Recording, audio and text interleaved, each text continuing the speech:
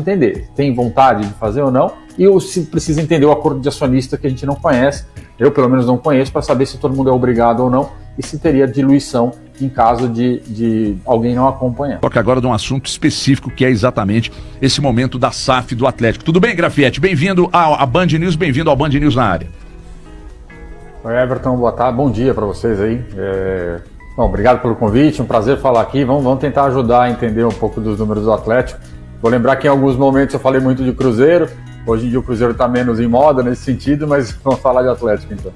É verdade. Aproveitando, já que a gente falou de Cruzeiro em algum momento, né? Porque o Cruzeiro passou por uma transformação muito grande e na oportunidade que nós te entrevistamos, o Cruzeiro foi pauta por causa da virada da SAF. A saúde financeira, a forma que o Cruzeiro vem tocando a SAF hoje, está dentro dos padrões que você imaginou? Ou seja, o Cruzeiro hoje, mesmo com a dívida, o Cruzeiro hoje é um clube que caminha dentro do previsto por você, Grafietti? Vamos lá, eu acho que assim, o Cruzeiro, a gente está numa segunda fase de SAF do Cruzeiro, né? A primeira com o Ronaldo era uma SAF muito mais responsável financeiramente, até porque tinha muito menos dinheiro. Essa SAF com o Pedro Lourenço, ela é mais gastona. Ele mesmo falou recentemente que gastou muito, gastou mal e tudo mais. Eu acho que tem que tomar cuidado, né? Dinheiro não dá em árvore, e se você continuar gastando muito e não ganhar, há um risco grande de acontecer o que está acontecendo com o Atlético. Então, assim, acho que o Cruzeiro está numa fase natural de reinvestimento, mas em algum momento ele tem que começar a se encaixar ali na capacidade, porque senão pode virar um problema depois insolúvel. A não ser que faça, sempre que necessário, os aportes, que é o que está sendo, inclusive, cobrado do Rafael Menin, aliás, dos 4Rs, né, que são os donos da SAF do Atlético.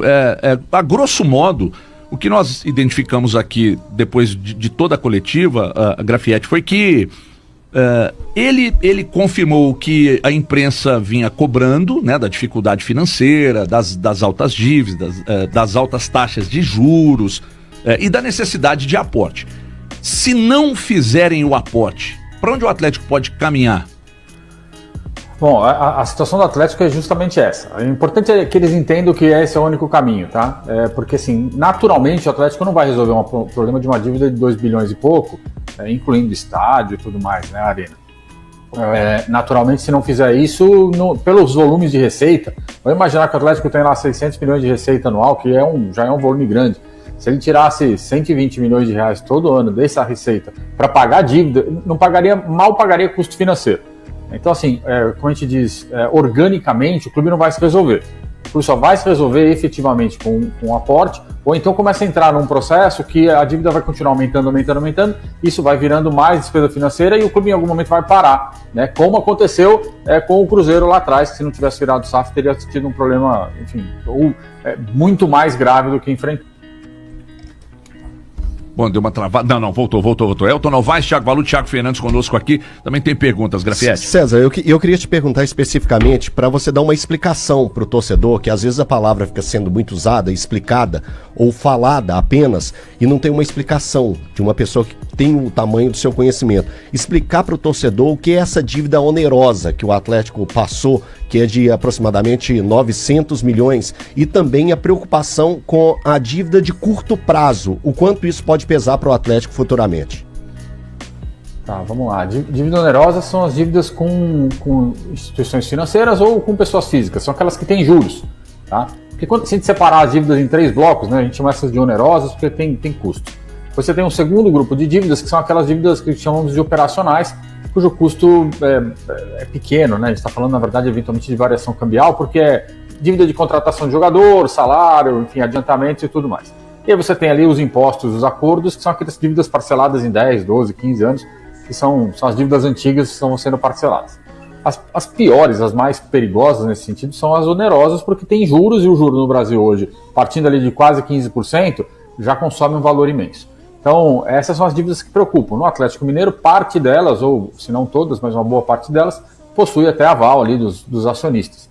Essa é uma dificuldade adicional que eles têm para resolver o problema. E aí o grande desafio do Atlético hoje é que tem muita concentração de dívida no curto prazo. Né? Por quê? Porque as dívidas onerosas, elas não são longas, elas vencem ali normalmente em 12 meses, e aí tem alguns contratos em garantia, E as dívidas de contratação de jogador também são muito de curto prazo, né? Os clubes não conseguem parcelamentos muito grandes. Então isso acaba atrapalhando. Se você pegar a dívida do Atlético hoje, frente ao orçamento, a receita que ele consegue gerar, dá quase uma vez, né? Uma vez de dívida frente ao quanto ele gera de receita. Você imagina, é impossível pagar essa dívida uma vez que ele tem tudo que ele tem de receita, ele tem que pagar custo, despesa e tudo mais, sobra pouco para pagar essa dívida de curto prazo. Então a situação do Atlético, quando a gente olha o curto prazo, de fato, ela é muito preocupante, porque é uma dívida cara e uma dívida que pressiona o caixa ali no dia a dia. Grafietti, bom dia. Thiago Fernandes falando contigo. Grafietti, pelo que você fez da leitura no balanço do Atlético, especialmente na temporada passada, o que dá para explicar esse aumento tão grande da dívida em um ano que o Atlético teve uma receita recorde? Porque quando perguntado sobre o assunto, o acionista majoritário do clube, que é o Rafael Menin, ele acabou não conseguindo se explicar muito bem. A explicação dele foi muito mais para a parte do campo e bola. Se a bola do Vargas tivesse entrado, se uma finalização tivesse entrado, o Atlético teria um faturamento maior. Mas para tentar entender, é possível explicar o porquê do Atlético ter aumentado tão fortemente essa dívida, mesmo no ano de receita recorde? Vamos lá, dá para explicar, né? A justificativa do campo é sempre a mais fácil, né? Mas a gente sempre fala que campeão tem 3 no ano, né? Campeonato Brasileiro, eu vou ignorar o estadual porque a receita é pequena. Campeonato Brasileiro, Copa do Brasil e Libertadores, né? Não dá para ser campeão de tudo e é difícil, enfim, conquistar. Responder pelo campo é mais simples de se justificar. Agora, se a gente olha a dívida do Atlético, o que aconteceu? A dívida em si, ela cresce 140 milhões de reais em diversas linhas. Por exemplo, nas dívidas que a gente chama de onerosas, elas cresceram 80 milhões de reais. Parte disso provavelmente são juros que não foram pagos, enfim, foram renovados. Mas tem crescimento de dívida com o clube, crescimento de salário, que muito provavelmente tem aqui algum tipo de pagamento um pouco mais atrasado, né? Enfim, a quantidade de dias que o clube leva para pagar esse salário aqui está muito alta, então tem alguma explicação para dar nesse sentido. E tem um aspecto que é importante, que em 2023, o clube fechou com um caixa de 220 milhões de reais, né? Fruto dos aportes que foram feitos naquele ano. Ele consumiu todo esse caixa ao longo do ano, ele consumiu 200 milhões de reais desse caixa em 2024. Ou seja, quando eu olho a dívida toda, ela cresce cerca de 140 e o clube ainda consome 200 milhões do caixa. Por quê? Para cobrir os buracos que a operação tem. Então, se a gente for pegar isso daqui, significa que todo o aporte que foi feito no ano anterior foi gasto ao longo de 2024, seja com pagamento de juros, com pagamento das despesas operacionais normais. Então, isso explica o aumento da dívida tão grande do Atlético Mineiro. Agora, tem só um detalhe, quando a gente olha um período um pouco mais longo, 2023 e 2024, os números passaram a incluir as dívidas da Arena, que anteriormente não incluíam. Então, quem olhar ali um crescimento muito grande em 23, precisa entender que ali passamos a considerar a dívida da Arena, cujos números agora estão consolidados e antes não estavam. Thiago Valu. Ô Grafietti, bom dia, prazer em falar com você, Thiago Valu. As pessoas responsáveis pelo Atlético têm falado muito a respeito da situação do clube não ter adotado a recuperação judicial. A recuperação judicial poderia ter sido um caminho mais viável do que essa circunstância que o clube se encontra hoje? Obrigado, bom dia. Bom dia, Thiago. A recuperação judicial é uma alternativa para os clubes atualmente que vários estão adotando, né? O Cruzeiro já adotou, o Vasco adotando agora. No caso do Atlético, tem duas questões que dificultam esse processo. Primeiro, e aí o mais importante, no universo do mercado financeiro, sempre que um banqueiro é dono de um ativo, ele fica sempre muito limitado a usar estruturas como as recuperações judiciais. Você imagina ser dono de um banco e pede recuperação judicial numa empresa sua, né? O que o resto do mercado vai pensar? Eu vou pedir recuperação judicial, eu vou deixar de pagar as dívidas que eu tenho com o banco, da qual ele é dono. Então, o banqueiro em si, ele tem muita dificuldade em fazer esse tipo de operação. Natural, né? Então ele não pode, acaba interferindo nos outros negócios que ele tem. E segundo ponto, uma boa parte das dívidas que o Atlético tem hoje tem aval dessas pessoas. Então, a partir do momento que eles pedem uma recuperação judicial, o credor pode ir lá e executar o aval e eles vão ter que pagar integralmente a dívida. Ou seja, ele tem duas dificuldades em pedir uma recuperação judicial que poderia ser uma alternativa interessante.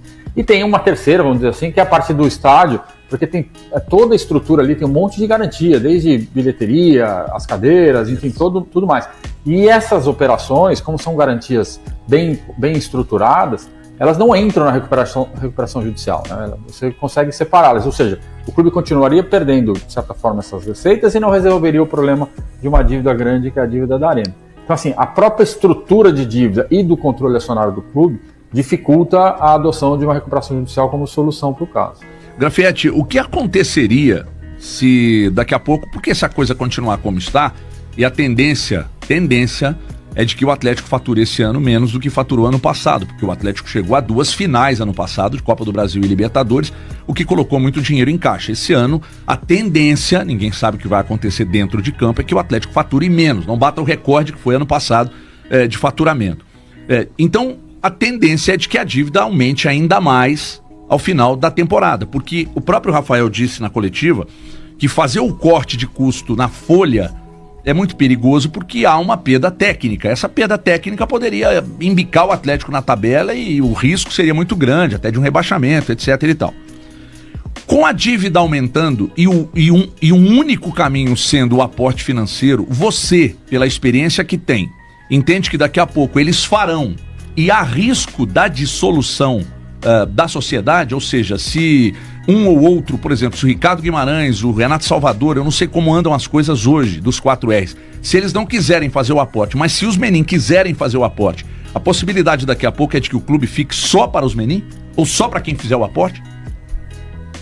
Essa é uma possibilidade. A gente precisa entender aqui qual é o acordo de acionista entre eles, né? Se um faz, os outros são obrigados a fazer, ou se eles são diluídos à medida que só alguns resolvam aportar recursos. O ponto é, aparentemente, há dinheiro e entendimento de que é necessário fazer o aporte. Só que a gente tem que dar um passo para trás, né? Todo investidor, quando olha um ativo, ele vai fazer conta e falar, se eu aportar mais, se eu aportar algum dinheiro, ele vai valorizar mais esse ativo e esse ativo passa a ser interessante do ponto de vista de negócio, ou eventualmente eu vou colocar mais dinheiro num ativo que de fato hoje eu enxergo como um negócio de menor valor do que eu imaginava lá atrás. Então, vamos lembrar, né? A partir dos Menin, que tem outros negócios além do banco, tem construtora, tudo mais, enfim, eles sempre vão fazer conta. O que eu faço com esse ativo? Eu vendo, eu compro, eu invisto porque eu vou ter um valor maior lá na frente. Passados ali 4, 5 anos de presença deles desde a época da associação, já dá para saber, do ponto de vista de investidor, se aquele ativo que eles compraram e que eles transformaram nesse ativo que é hoje, tem com mais receita, mas com muito mais dívida, vale a pena investir ou não. Então acho que essa é a primeira pergunta que tem que ser feita, do ponto de vista de negócio. Vale a pena investir? Esse ativo vai me dar retorno? Ou chegou num ponto que talvez a necessidade de aportes é tão grande que depois o meu retorno ele vai ficar limitado. Agora, do ponto de vista de aparentemente todos têm, de vontade, essa é a dificuldade de entender. Tem vontade de fazer ou não, e se precisa entender o acordo de acionista que a gente não conhece, eu pelo menos não conheço, para saber se todo mundo é obrigado ou não, e se teria diluição em caso de alguém não acompanhar.